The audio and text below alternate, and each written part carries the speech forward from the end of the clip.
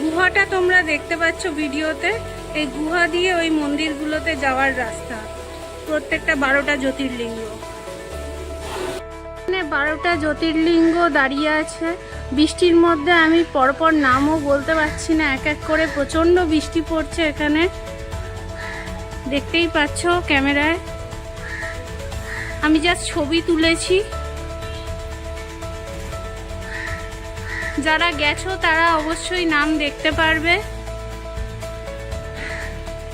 এবং প্রত্যেকটা মন্দিরও তারা চেনো। কেদারনাথ দেখাচ্ছি, অ্যাশ কালারের মন্দিরটা কেদারনাথ। সবকটা মন্দির আমিও জানি না, আমি কোনো জায়গায় যাইনি, কোনো জ্যোতির্লিঙ্গতেই যাইনি। 51 ফিট উঁচু এই হলো সেই শিবলিঙ্গ, যেটা এই মন্দিরের সব থেকে বড় অ্যাট্রাকশন। তোমরা দেখতে পাচ্ছ 4টে মাথা আছে শিব ঠাকুরের, একটা গঙ্গার দিকে আর 4টে মন্দিরের দিকে। তো 12 মন্দিরের মেন শিবলিঙ্গ যেটার উপরে রূপো দিয়ে গড়া আছে, সেই শিব মন্দিরকে দেখতে চলেছি আমরা এখন। এই দেখো সেই শিব মন্দির, এখানে কাজ চলছে।